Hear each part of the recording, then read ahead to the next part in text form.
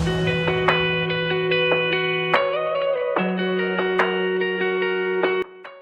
everyone, thanks for tuning in. I'm Frida. Today we're going to talk about why home ownership feels out of reach for many young Malaysians and what can we actually do about it right now. Amber, welcome. Thanks, Frida. I studied urban policy and like many students, I ran off campus, so this is close to the home. Let's start with what we keep hearing from students. Prices don't match incomes, living costs and debit squeeze, savings. Laws get rejected. Affordable units in good locations are scarce, and a lot of us are learning mortgages from TikTok at 1 a.m. Does that sound right? Well, that's the bundle. Well, when graduates' income trails urban house price, down payment take years. People delay family plans or move far from jobs, which means long communities and heavy stress, aid car loss or food inflation. Your debit service room shakes, banks get cautions, and the approval drop or the lot size become too small to buy anything near work. And the affordable options can be far from threatened by the time you add transport costs and the math changes. Exactly, and on literacy feel like legal valuation, stamp duty, and the insurance often surprise first-time buyers. Confusion around fixed versus floating rights is common. It is not about being smart or not, it's exposure. So can you give me a real story you've seen? Sure, my friend Nadia took her first job in Kuala Lumpur, learning near the LRT was pricing. Moving far out 82 hours a day. She tried a low down payment plan, but didn't factor in the fees. That killed the deal at the last minute. So it's not just work hard, save more. It's also system design, threatened pricing, underwriting rules. Right, which is why we should think in lawyers, what you can do personally, and what we build on campus, and what we need policy exchanges. Let's go layer by layer. If I am a student listening, asking why I can do this week, what's your answer? Well, I think 3 moves. First, a quick personalized stress test. People call it 30-33 rules. Try saving around 30% of your next income toward a housing bracket. Aim to keep your total debit payment at or under about 30% of your net income. And if you can hold at least 3 months of emergency costs, it's not a perfect rule, but it focuses you to test the reality instead of flaps. A rehearsal for the monthly grind. Exactly. Second, build a SIM credit file into Secure One. Open one low limited card. Automate on-time payments. Keep utilization low. In 6 months, your profile looks less invisible to lenders. Third, do a 5-lane knowledge audit. List the key fees. Compare fixed versus floating rates in your own words, and writing 1 sentence on your risk to tolerance. If you can't explain it simple, don't think it yet.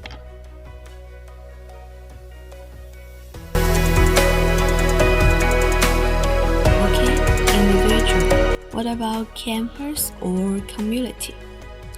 We can run peer workshops, a DSR night, where everyone calculates their debit service ratio with real numbers, a mock law application clinic with a friendly banker, and quarantine norms. Write down house rules, make cost transparent, and map working rules to translate. It sounds basic, but it prevents dramas and saves money. And system level? Transit-oriented development with use culture near the stations. Rent to own products where part of the rent converts into quality, as long as the exit rules are clear. And public dashboards that show affordable units, price, and application windows so students can plan. If we want to inclusion, we need information semester. Let's slow down. On two tools people ask for all the time. First, the DCR check. How do I do it in 10 minutes? Take your next monthly income, add up all monthly debit obligation, PTPTN, card minimums, and include the hypothetical income statements you are testing. Divide it to two debit payments by net income. And if you are within your target range, say 30 to 40% depending on your vote, you can explore. If you are way above, reduce debit first or increase income before committing. And the second tool? A viewing checklist. Write it on one page and bring it along. Distance to transit, monthly maintenance, and shipping fund.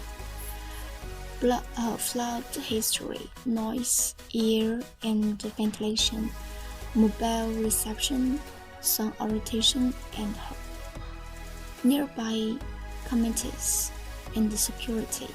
After the view, fill it immediately.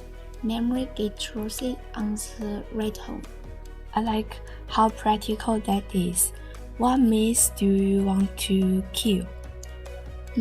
Well, if the bank approves, I can afford it. Approval is banking say we think you are likely to repay. It doesn't guarantee a comfortable life. Run the stress test with groceries, transport, and buffet food prices. Any other myth? Rent is throw money away. Not if it buys your time to build a better credit file. Avoid a bad purchase and live near opportunities. Say I am 6 months from graduation. What should a smart runaway look like? Well, month 1, open that low limited card, automated payments. Month 2, track spending and identify a realistic savings rate. Don't overpromise and then give up. Month 3, do the 5 line knowledge audit and talk to the banker just to learn documents and timelines. In the month 4, visit 2 areas at different times of the day. Well, weekend rush and weekend evening to test the community and noise. Month 5, shadow a friend who will in units. Learn to ask 3 questions and then stop talking, so agent feels the silence. And the month 6, we run DSR with more accurate members and decided if you hunting, waiting, or focusing on rent to own options. That's a plan people can actually follow. For those hyper-focused on down payments, any mindset shift? Well, think in ratios, not only in absolute amounts. A small rise or a sad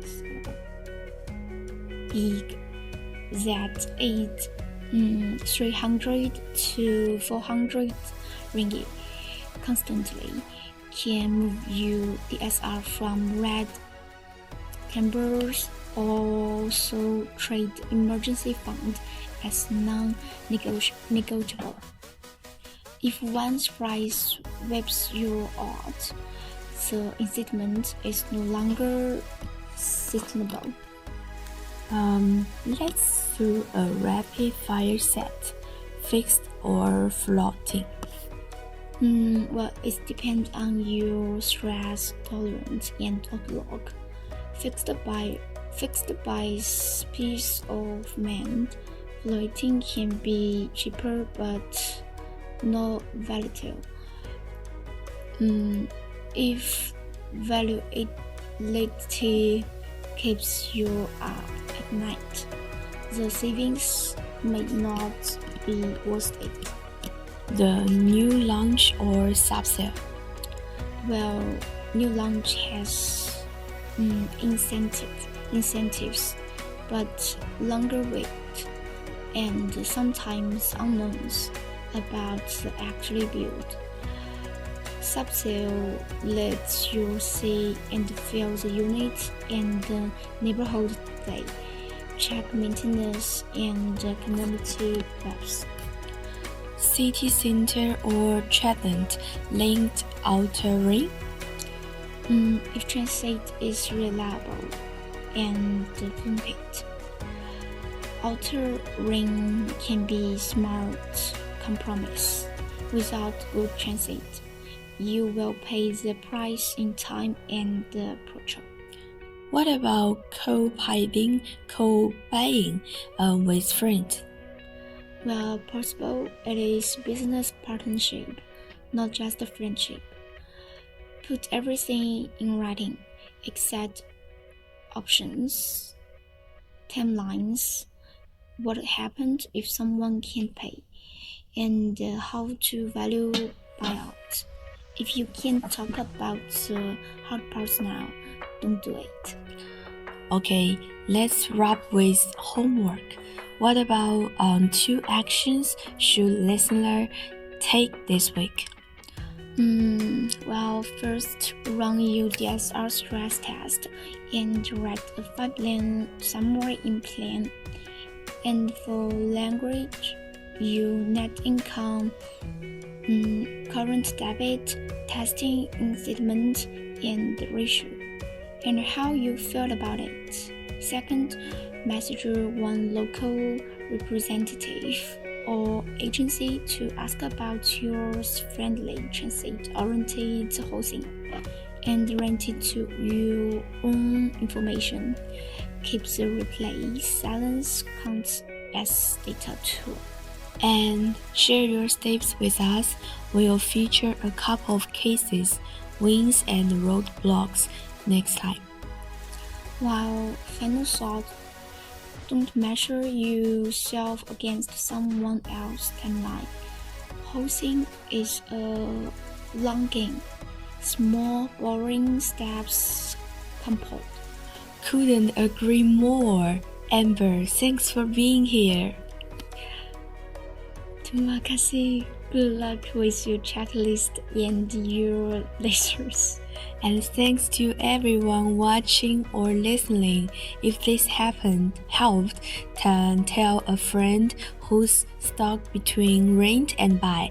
See you next time. See you.